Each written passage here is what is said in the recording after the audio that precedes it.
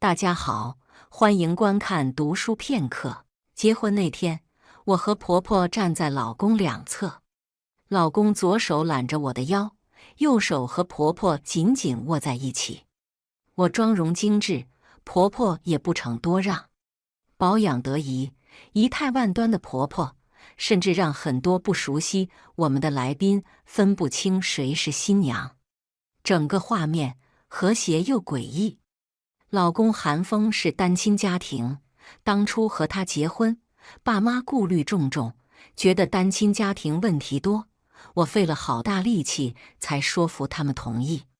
确定了婚期以后，在某机要单位当二把手的婆婆，大手笔全款在繁华地段给我们买了婚房，配了车。彩礼、五金也是毫不含糊，所有礼数都特别周全。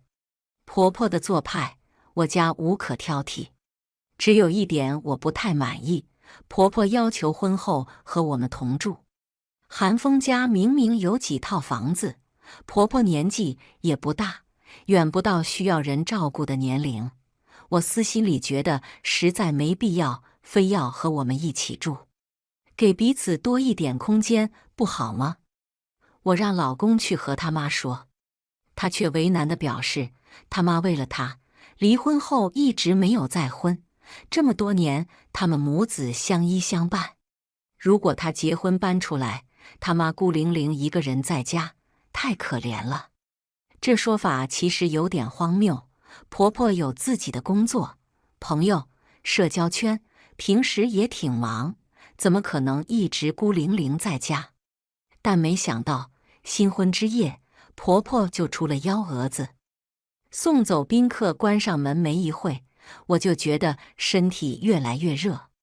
平常我也轻易不爱出汗，但现在全身都起了一层毛汗。韩风更是夸张到汗水吧嗒吧嗒滴到我身上。虽然现在是盛夏正热时，可空调还开着呢，怎么可能这么热？韩风嘟囔了句：“不是空调坏了吧？”说完，他抬手去开灯，想看看空调的情况。结果灯没亮，韩风有些懵：“不是吧？没电了？”我让他出去看看是不是跳闸了。门外此时却传来了婆婆轻柔的声音：“小风，你们睡了吗？刚刚我们这里停电了，你们要是热，记得窗打开来哦。”韩风哀嚎一声：“不是吧？这个时候停电？供电局在搞啥呀？”我也忍不住有些黑线，上海多少年都没停过电了，没想到竟然在我们新婚之夜停电。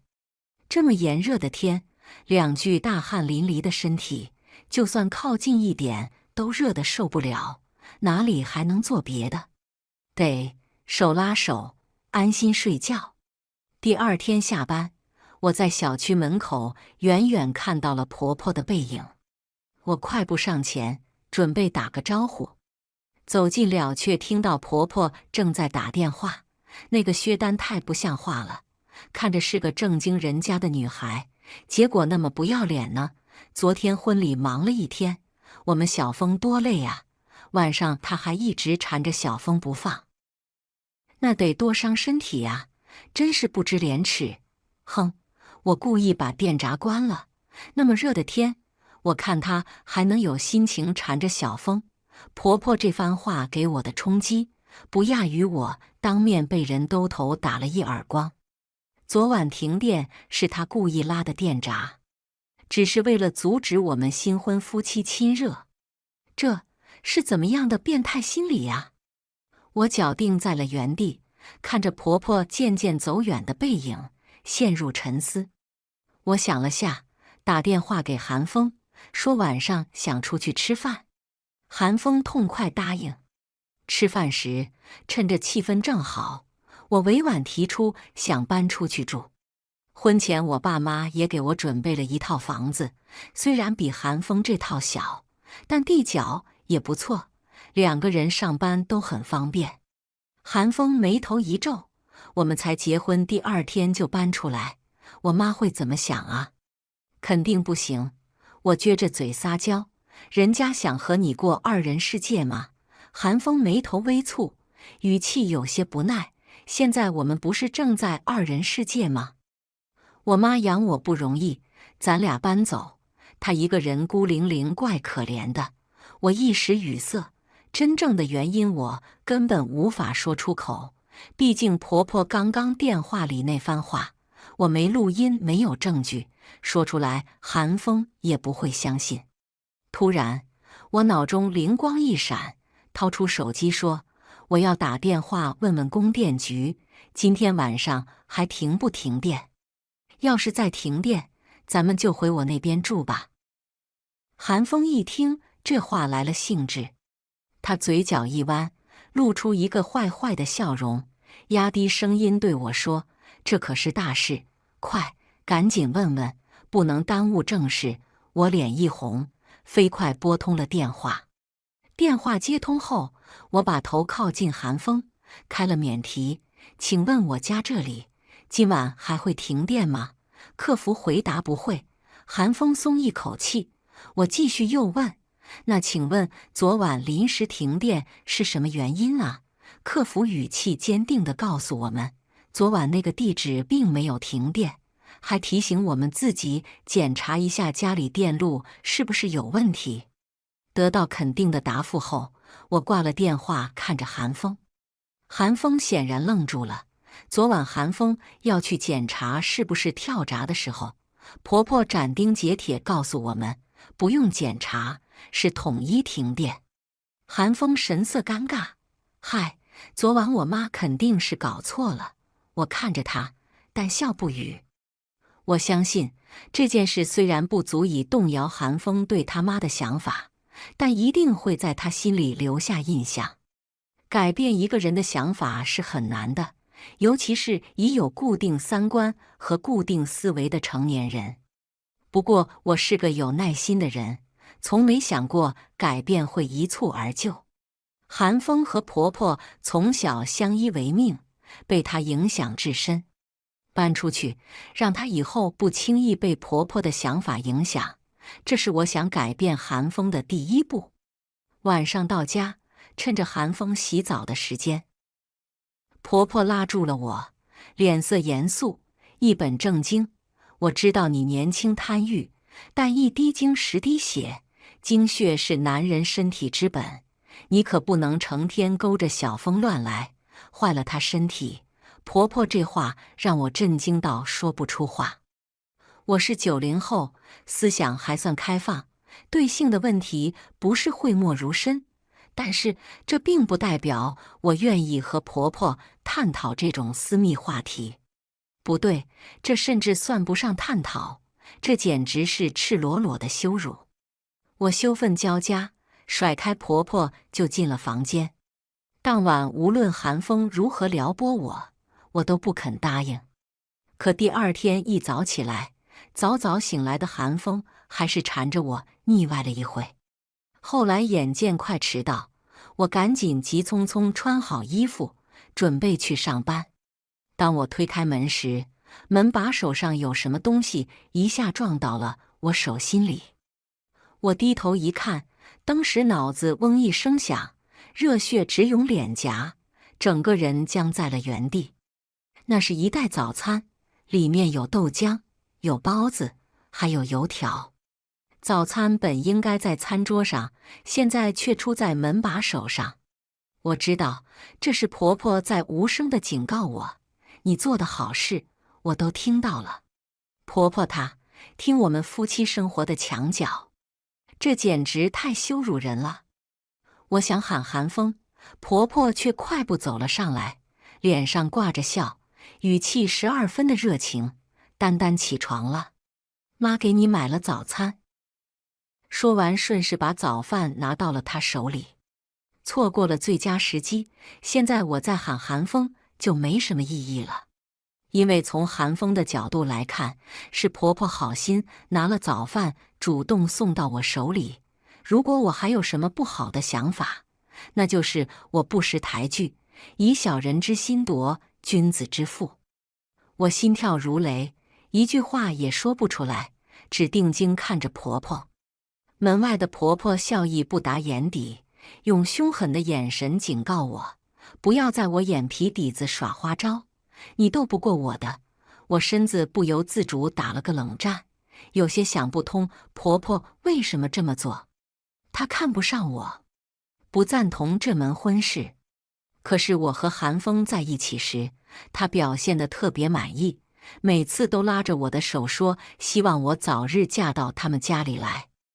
而且我们结婚时，她事事都按最高规格置办的，事情办得连我挑剔的妈妈都说不出话来。如果她不满意，不可能如此表现呢。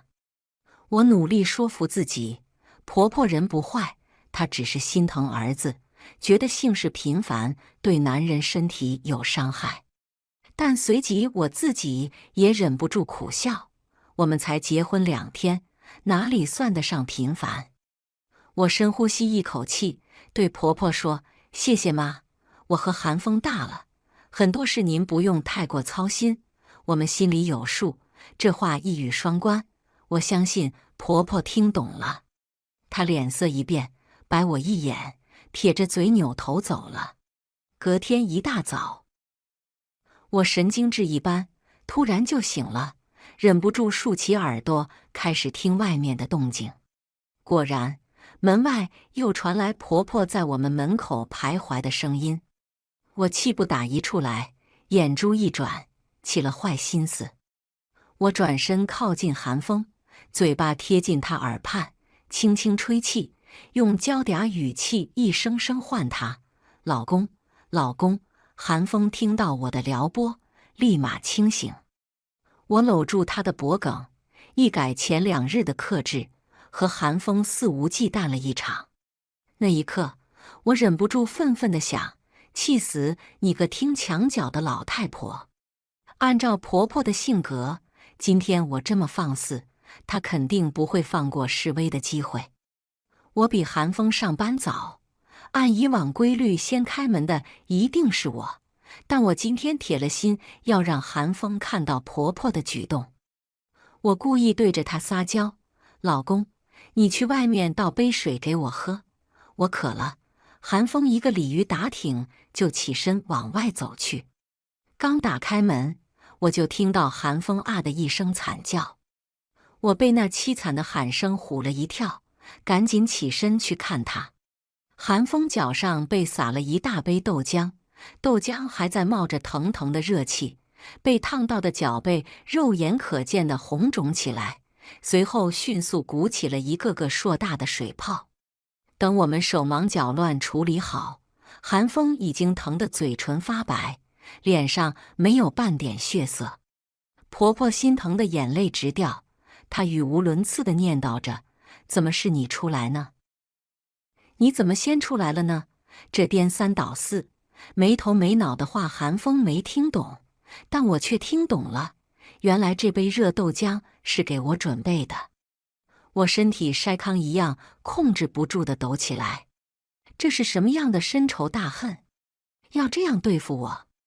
不明所以的韩风忍着疼痛，大喘着气，气急败坏问婆婆：“怎么豆浆会挂在门把手上？”婆婆支支吾吾说不出话。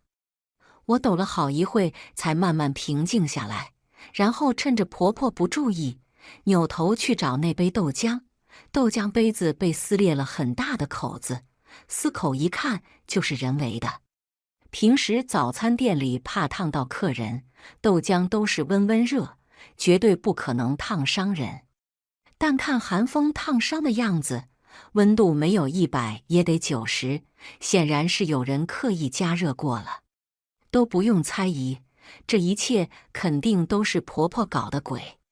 今天如果不是我故意让韩风去开门，想让她看看婆婆挂早饭、听墙角这事，那今天先开门的就是我。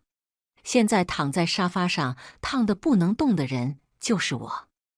我很想拿着豆浆杯当场质问婆婆，可因为韩风伤得实在太厉害，我暂时也顾不上和婆婆计较这个事，只是掏出手机偷偷把豆浆拍了下来。一直等到韩风伤好了，我才把婆婆怎么找我谈话，我如何看到门把手的豆浆都告诉了他，还把那天我拍的被撕裂口子的豆浆杯照片展示给他看。韩风震惊的话都说不出来了。等他缓过神，第一反应依然是试图为婆婆的行为开脱。我妈这个人心直口快，她也是为了我们好，就是做事方法有问题。我不说话，就那么静静看着她。韩风心虚地别过头去，好一会，他才叹口气说：“好吧，我妈确实有问题，我回去就和她谈谈。这次我没有让步，我不能接受这种行为。你的脚现在还有那么大几个疤呢，可见当时烫得多严重，我都快心疼死了。”韩风哄我还庆幸呢，幸亏那天开门的不是你，要是你白嫩的小脚丫子留几个大疤，我得心疼死。我皮糙肉厚的没事，这都好了。我急了，这是烫脚的事吗？我说的是听墙角这种行为，一个长辈竟然听小辈的房事墙角，这是什么龌龊行为呀？他这是为老不尊，兴许是为老不尊、龌龊这些字眼刺激到了韩风，他变了脸。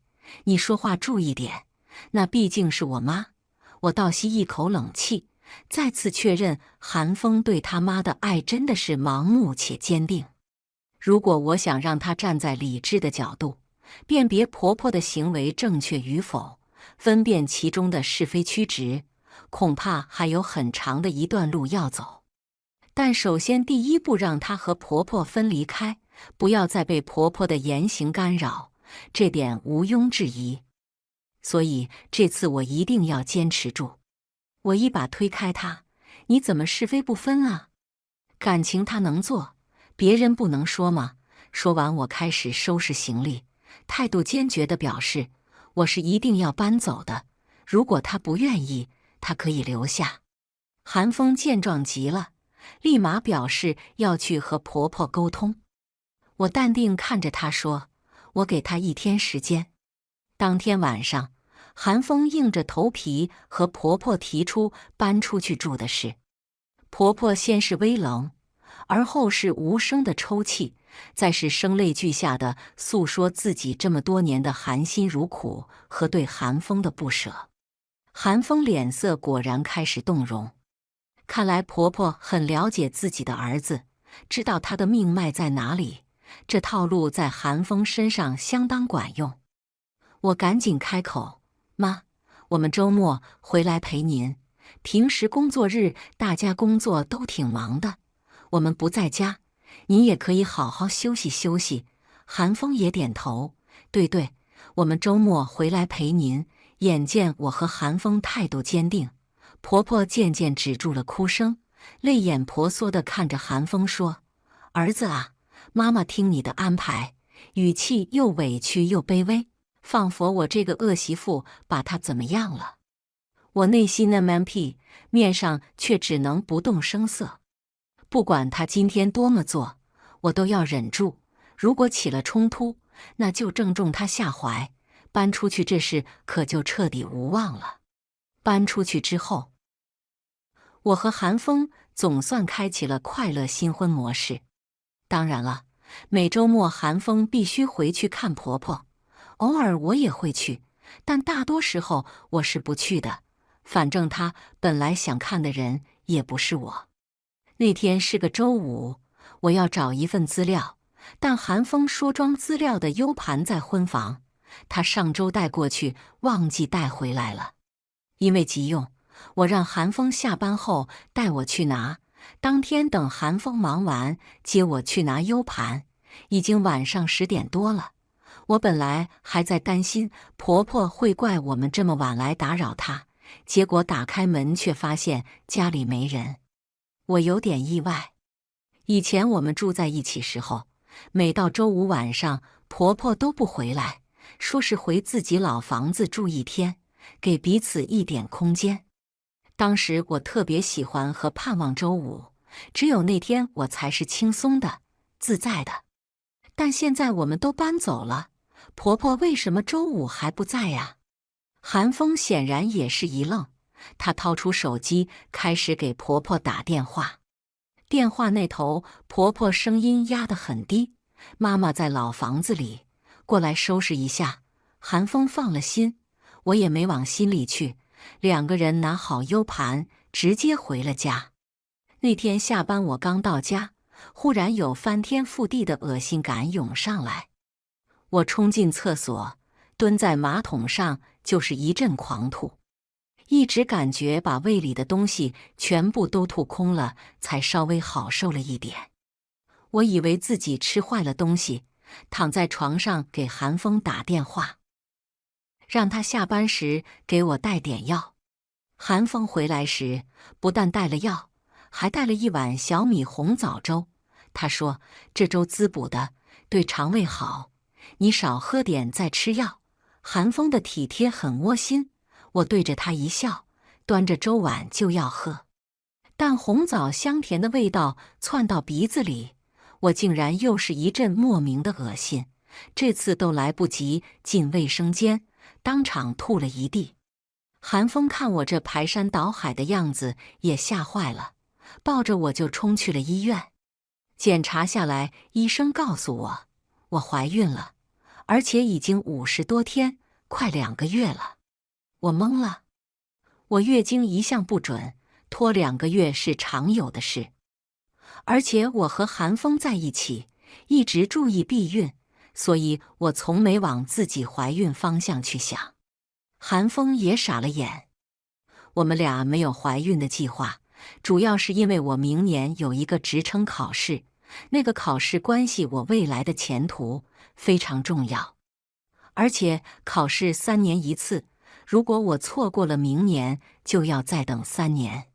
所以我很早就和韩风说过，明年考完试，我们再考虑要孩子的事。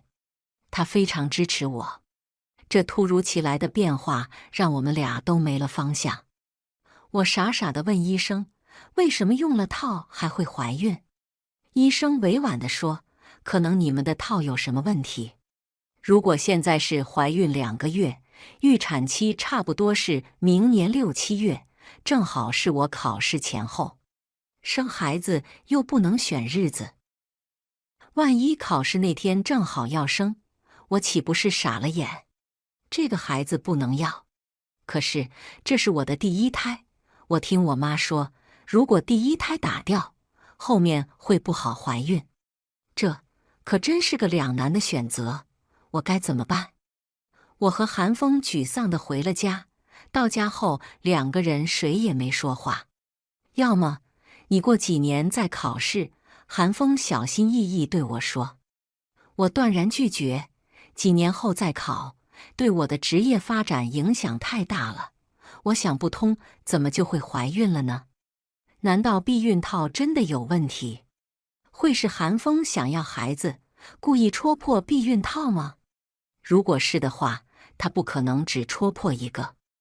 我避开韩风，蹑手蹑脚走进卧室，拿出2个套，躲进卫生间开始灌水。不大功夫，那个套就开始四下漏水。我尖叫，韩风！韩风神色慌张地冲了进来，关切问我怎么了。我气得浑身发抖，举着那个漏水的套问他到底什么情况。韩风一脸茫然地摇摇头，表示不知道。我了解韩风，他是个标准直男，没什么花花肠子，也不会演戏。看他现在这个样子的反应，我相信他应该确实不知道。可我这套房子只有我和韩风，还有我爸妈有钥匙。我爸妈绝对不可能做这种事，最有可能做这种事的人又没有我家钥匙。这到底是怎么回事？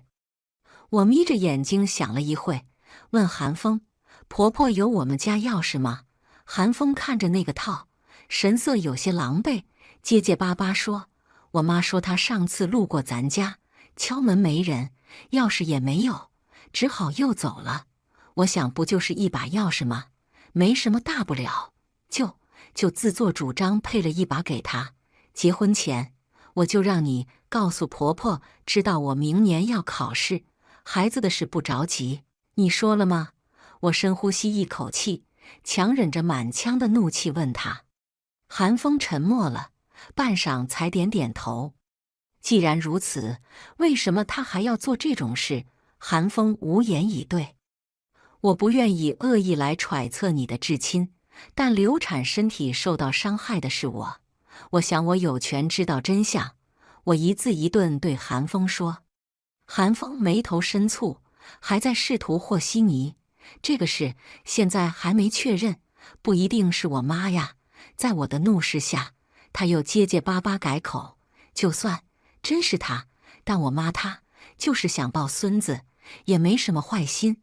我再也没有了耐心，打断她的话，准备给她下一剂猛药。婆婆在你面前说的话和我面前经常是不一样的，虽然你不愿意相信，不如这次我们分开问问她，看看结果是不是一样。韩风艰难地吞咽口水，半天不语。我冷冷看着他。从我们结婚以来，不管发生什么不可思议的事，你的态度一直是维护婆婆，安抚我。我愿意隐忍到现在是因为爱你，但再多的深情也顶不住一再的伤害。如果婚姻带给我的只有委屈和忍耐，那我宁可放弃。我长相偏甜美，平时在韩风面前也从来是软软糯糯的样子，从没这么严肃过。韩风估计被我这副样子吓到了，他急切地说，让我不要胡思乱想，他绝不会同意离婚的，还说愿意配合我分开问问婆婆。我提议买个微型窃听器，偷偷放在婚房沙发的隐蔽处，这样我们俩分别和婆婆谈话时，对方都能听到全程。韩风犹豫了一会，还是同意了。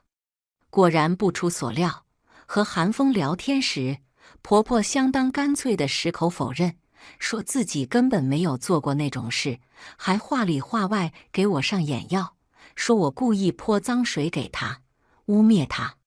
和我聊天时，婆婆明显也是早有准备，态度温和，百般安抚。她甚至语重心长对我说，妈妈虽然盼望孙子，但绝对不会强迫你们，这个事说到底还是你们自己的事情，你们自己决定就好，不管你们做什么决定，妈妈都无条件支持你们。通情达理的语气，完全像变了一个人。我出来后，韩风长长松了口气，他脸上堆着讨好的笑对我说，看，我妈不是你想的那样。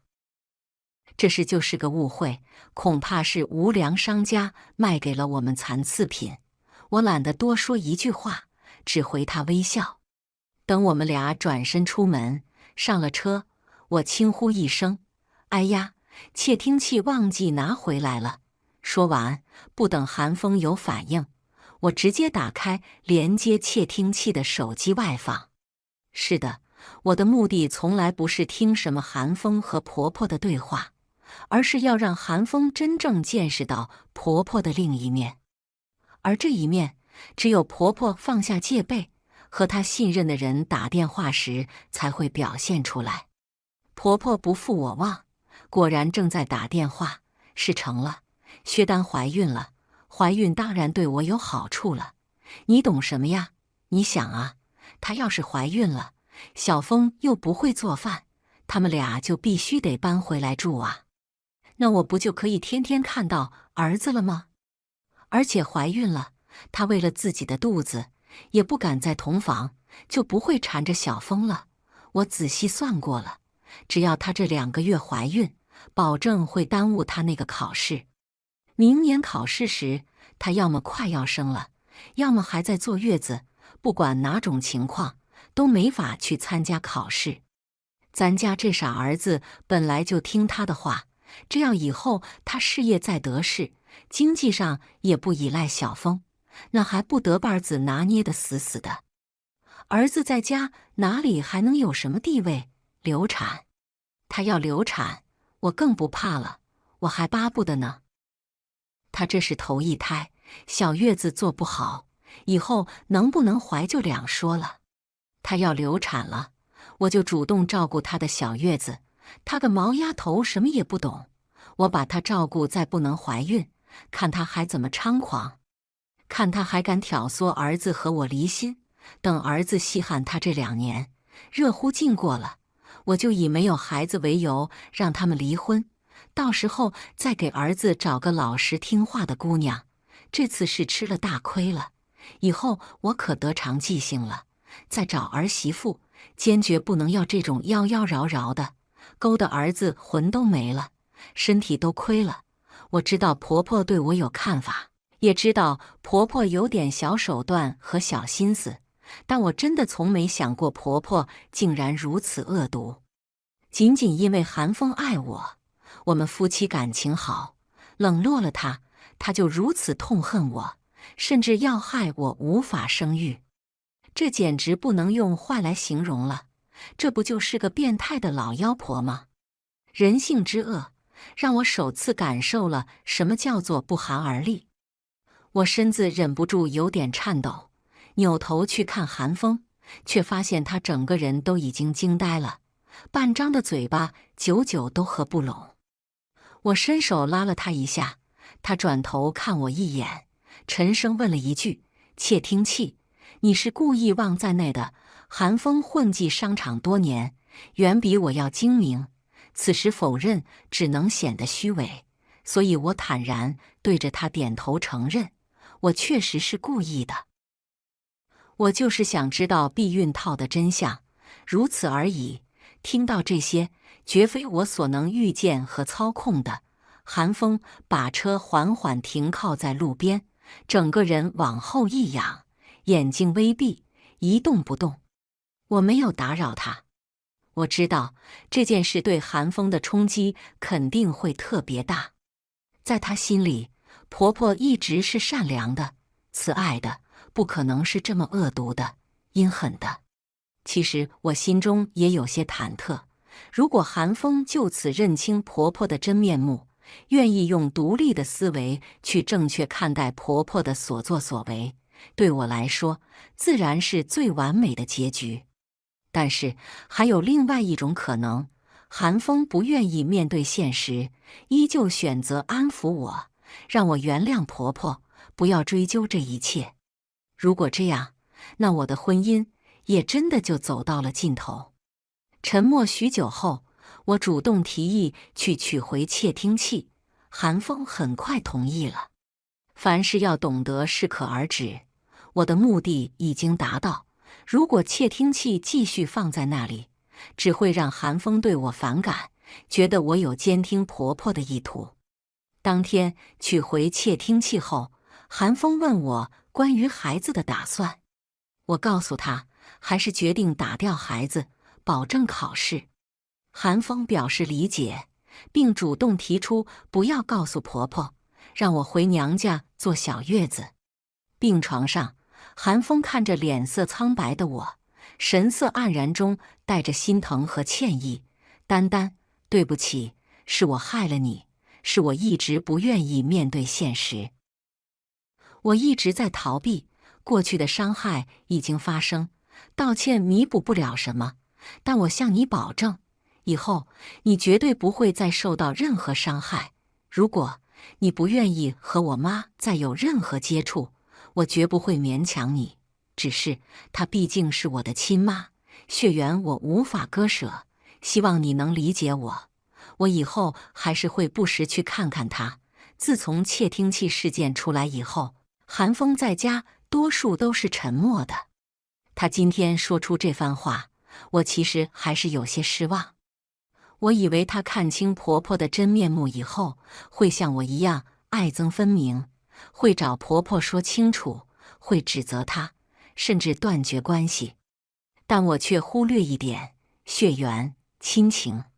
尤其他是单亲家庭长大的孩子，和妈妈的感情会深刻、更紧密。不过韩风今天能说出让我远离婆婆、不必见面的话，对我已经算阶段性胜利。至于他故意害我怀孕，让我流产伤害身体，只能等我出了小月子，身体渐渐恢复，再实施我的回击。那天我听到婆婆给那个人打电话提到韩风是咱儿子，这个称呼说明对方很可能是韩风的亲生父亲。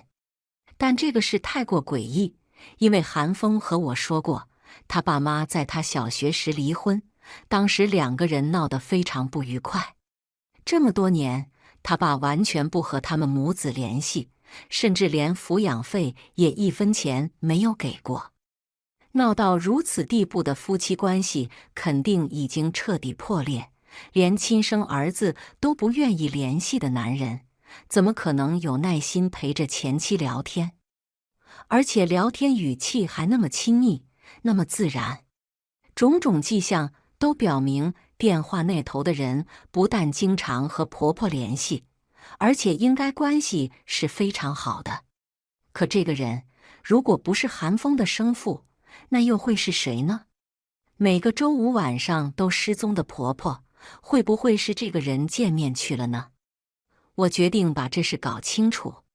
又到周五，我借口和闺蜜去吃饭，没有回家，一下班就直冲婆婆单位门口。婆婆比我下班晚，我坐在车里等了好一会，才看到婆婆堵悠悠从办公大楼走出来。婆婆不会开车，所以单位给她配了专车。车子一开动，我立马跟了上去。为了不被发现，我今天特地没开自己的车，而是去租车公司租了一辆。司机最后竟然真的开进了婆婆老房子的小区。我有些纳闷了，难道是我想错了？我不死心，决定在小区门口守株待兔。天色渐暗，要看时间都过了8点，婆婆也没来。就在我准备放弃时，突然看到婆婆从小区里面走了出来。她换了套衣服，一件羊绒开衫，里面是紧身长裙。深秋的夜晚已经颇有凉意，她这身打扮虽然好看，但显然有些冷。我看到她站在门口左右张望，身子微微发颤。很快，一辆黑色轿车悄无声息滑到她面前，婆婆快速打开车门钻了进去。我掏出手机，把车牌号码和这一幕都拍了下来，然后发动车子，默默跟了上去。车子一路驶出了外环，进了一个别墅区。别墅区看守比较严，我只能眼睁睁看着婆婆那辆车开了进去，自己却被拦在了门口。不过好在，我也不是全无所获，至少我拿到了车牌号码。我把车牌号发给在车管所工作的闺蜜，让她帮我查查车主是谁。闺蜜很快回话，这是单位的公车，就是你婆婆那个单位的，婆婆单位的公车。她这么晚坐公车去外环别墅，是要干嘛？不管她去干什么，但我敢肯定，绝对不是公事。很多单位公车都是固定领导在用，这辆车是谁在用呢？我搜索婆婆单位的公众号，从历史新闻中搜到了相关信息。经过反复核对，我确认那辆车是婆婆单位一把手严长宽的专用车。我又去跟踪了2个周五，确定了婆婆和那个严之间关系不正常。婆婆每周五都去和严幽会，每周五晚上8点，司机会准时出现在婆婆小区门口，然后直奔郊区别墅。又到周五，我特意选了婆婆家附近的商场约韩风吃饭。刚点好菜，就看到一早和我商量好的闺蜜也走来进来。闺蜜冲我眨眨眼，故作惊讶，难怪今天约你不肯出来，原来是要过2人世界呢。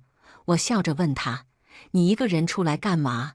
闺蜜把手里的购物袋举起来给我们看，随口说，你放我鸽子，我就陪我爸来买衣服。老头指明要这个牌子，说舒服，这个中老年牌子只有这个商场里还有柜台，我只好陪他来了。说完又加了一句，哦，对了，我刚才看到你婆婆也在买韩风，看不出你竟然喜欢穿中老年品牌呀！”我偷眼去看韩风，韩风面色如常。闺蜜任务完成，当即起身说她爸爸还在等她，走了。闺蜜走后，韩风有些沉默。我担心韩风看出我的小伎俩，心里有些忐忑。还好，韩风没有怀疑什么。吃完饭，她突然说要去婆婆家看看。我正中下怀，当然是同意了，但提出我不上楼，在楼下等她。她默默点头同意。我拿出手机看了看时间，如果现在过去还有点早，便提出要去洗手间。这个商场到婆婆家只有2个小路口，算上红绿灯10分钟也足够了。我算准时间，从卫生间出来。果然，当我们的车刚到婆婆小门，正好看到打扮得漂漂亮亮的婆婆，袅袅婷婷从小区里走了出来，然后快速弯腰钻进了那辆黑色的车。韩风眼睛看着前方，显然也看得清清楚楚。他神色一滞，接着掏出手机，开始给婆婆打电话：“妈，您在哪？我现在过去找您。”电话里，婆婆的声音略带着一丝不易察觉的紧张：“这么晚了，有什么事吗？”韩风语气淡淡说：“路过，想上去看看您。”婆婆声音陡然升高：“我要睡了，今天有点头疼，明天再来吧。”说完，啪一声挂电话。婆婆对韩风从来都是有求必应，今天这个反应显然有些不对头。韩风没有说话，用力一踩油门，追上了前面那辆黑色车子。车子照旧是一路驶向了别墅。等那车开进去，韩风调转车头，把车停在了别墅正对面的隐蔽位置。这个位置，只要别墅里有车出来，一眼就能看见。韩风面沉如水，一声也不吭，双眼死死盯着别墅大门。我从没见过这样的韩风，心里忍不住有些发怯。我突然不确定自己引导他发现这一切是对还是错。我轻轻喊了一声：“老公，你没事吧？”韩风转头看我，脸色稍霁，似乎是怕吓着我。他放低了声音：“丹丹，你别怕，如果你困就睡一会，我们今天可能要很晚才能回家了。”我乖巧地点头：“不管你做什么，我都陪着你。”韩风眼圈一红，抬头摸了摸我发顶，然后把车里空调开到最大，让我休息。我哪里睡得着？一起陪着韩风盯着那个大门口。那辆车一直到凌晨5点左右才出来。韩风没有犹豫，再次跟了上去。车子这次没有回婆婆小区，而是直奔某机关单位家属院。韩风远远停下车，看着一个中年男人在门口下了车，然后慢慢走了进去。黑车再次掉头，如果没有猜错，这次应该是回去接婆婆。韩风的手攥成了一团，手背上的青筋清晰可见，因为熬夜和愤怒，眼底一片血红色翻涌。车内太过静寂，我甚至能听到他牙齿交错的声音。那样子，如果说他现在要去杀人，我也是相信的。我有些害怕他现在的样子，扑过去抱住他：“老公，你别这样，我害怕。”韩风深呼吸一口气：“别怕，我带你去个地方。”就在我迟疑的功夫，韩风却已经发动了车子。韩风一口气开了2个多小时，直接带我到了杭州。他熟门熟路开到一个小区门口，掏出手机开始打电话：“我想和你聊聊。”对方声音惊喜到颤抖：“好，你在哪里？我马上去找你。我在你家小区门口。”不大功夫，我看到一个瘦高的中年男人连奔带跑地向着大门冲过来。韩风开了窗，男人走过来，脸色涨红，气喘吁吁。走，家里坐。韩风一扭头，示意他上车。男人没有丝毫犹豫，直接上了车。在看到男人的一瞬间，我就知道他是谁了。他一定是韩风的生父。韩风和他生父简直太像了，一模一样的丹凤眼，高鼻梁，瘦高的身形，甚至连跑步时候不自觉的耸肩都完全一样。不得不说，遗传真的是玄学，他们父子简直是复制品。我心里的大石头也终于落了地，韩风不是那个严局长的儿子。车子停在西湖边的一个咖啡馆门口，三人进去落座。韩风第一时间介绍了我太太薛丹。韩父显然早有准备，他掏出一张卡递给我：“你们结婚，本来想去参加的，但被拒绝了，这是我准备的一点心意，丹丹，拿着吧，不要和我客气。”我下意识去看韩风，韩风脸色平静：“给你就拿着吧。”我接过卡，客气地说：“谢谢。”见我接过卡，韩父激动的眼角泛泪：“希望你们幸福。”韩风没有迂回，单刀直入：“当年为什么和我妈分开？别敷衍我，我想听实话，否则我再不会见你。”韩父的脸瞬间泛红，他迟疑了下说：“你和妈妈发生了什么事吗？”韩风语气开始有些不耐烦：“再说一遍，我不是小孩了，不要搪塞我。你要是愿意说就说实话，不愿意我现在就走了。”韩父急了，一把拉住韩风：“小风，你别急，你听我说。”当时韩风才读1年级，韩父在一次下班后，把当时还是普通科员的婆婆和当时的严科长堵在了家里。韩父暴怒之下动手打了婆婆，婆婆又哭又闹，顺势提出了离婚。为了刺激韩父同意，婆婆故意说她又穷又没本事，不配有老婆，还说韩风也不是她亲生的。当时的韩父年轻气盛，妻子的那番话确实极大地刺激了他。一怒之下，他甚至没有确认事情真相，直接放弃了韩风的抚养权，很长一段时间没有联系过韩风母子。过了几年，韩父冷静下来，再回忆起当时的情景，心里明白其实是婆婆骗了他，韩风毫无疑问是自己的亲儿子。一及此处，韩父有些哽咽：“小风，是爸爸对不起你，爸爸当时太冲动了，放弃你的抚养权是爸爸这辈子最后悔的事情。如果你有印象，应该还记得，你初中、高中、大学，爸爸都曾经去找过你，但你不肯搭理我。”韩风眼里有雾气笼罩，他口气生硬地说：“那会我恨你。我妈说是你出轨抛弃了我们，不要我们母子了。”韩父点点头：“我能够理解你不接受我，毕竟这么多年，我对你没有任何关心。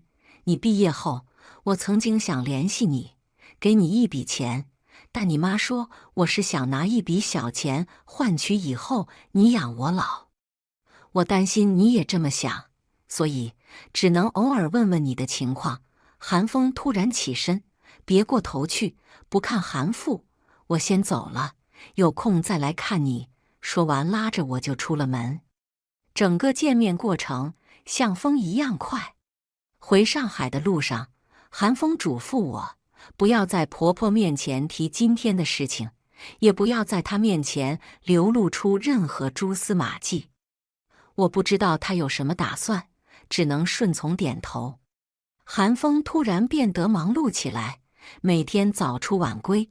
我问他在忙什么，他告诉我别担心，他在忙正事。见他实在不愿意说，我也就不再问了。没过多久，电视上新闻报道，那个严局被双规了，听说是被人实名举报。再然后，受到波及的婆婆也提前病退在家。新闻播出后不久，韩风带着我回了许久不曾回去的婚房。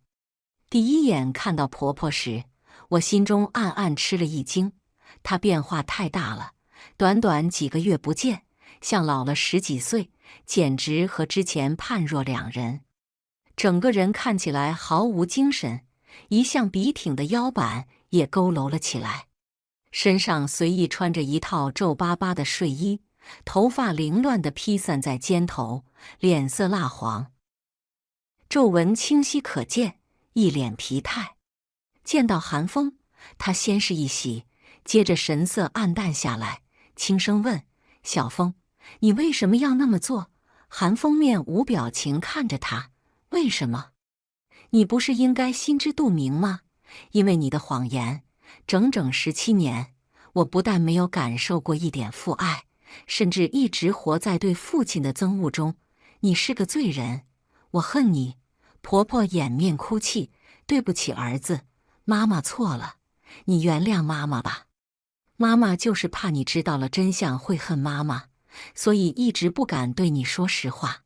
儿子，妈妈什么都可以不要，地位、权利、房子、钱，妈妈统统可以不要，但妈妈不能没有你。小风，你是妈妈的命根子啊！”韩风眼圈开始泛红，她咬牙切齿对婆婆说：“你如果真的爱我，为什么要骗我？为什么让我生活在对父亲的仇恨中？为什么不给我一个完整的家庭？为什么要做对不起爸爸的事？你不是爱我，你是把我当做了你的私有物。你以为你对丹丹做的那些小动作，我都不知道吗？我知道，我统统都知道，但我心里总是骗自己说，妈妈只是太爱我了，她没什么坏心思的。等妈妈以后喜欢上丹丹，也会对她很好的。可你甚至见不得我和丹丹要好，你自私的爱让我感觉窒息。是我错了，我对不起丹丹，丹丹嫁给我受委屈了。你不爱任何人，你最爱自己，你自私自利透了。”婆婆不敢置信地瞪大眼睛看着韩风，韩风却连一个眼风都没给她。我们出门的那一刻，身后传来婆婆的失声痛哭，那哭声里饱含绝望和痛苦，就是不知道有没有一丝丝悔意。婆婆这辈子最爱的、最在乎的人就是韩风。如今韩风虽没明确要和她断绝母子关系，但根据韩风的性格，以后和她注定只能陌路了。除非婆婆重病临终，其他时候想见她一面，恐怕是难了。婆婆终于得到了最致命的惩罚。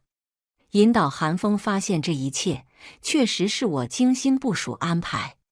新婚时发生的那些事，让我心里特别清楚一点：人永远无法做到感同身受，哪怕对方是你的爱人。之前在我刻意引导下，韩风发现了婆婆不堪的一面，可她依然选择包容婆婆的狭隘甚至恶毒。说到底，不过是因为婆婆的那些龌龊从没用在她的身上。血缘亲情注定了她对婆婆比对我会有更多的包容和偏爱。如果我亲自出手做伤害婆婆的事，按照韩风的个性，她一定不会原谅我，说不定我们还可能反目成仇。所以，唯有让韩风自己也深受其害，她才能做出反击。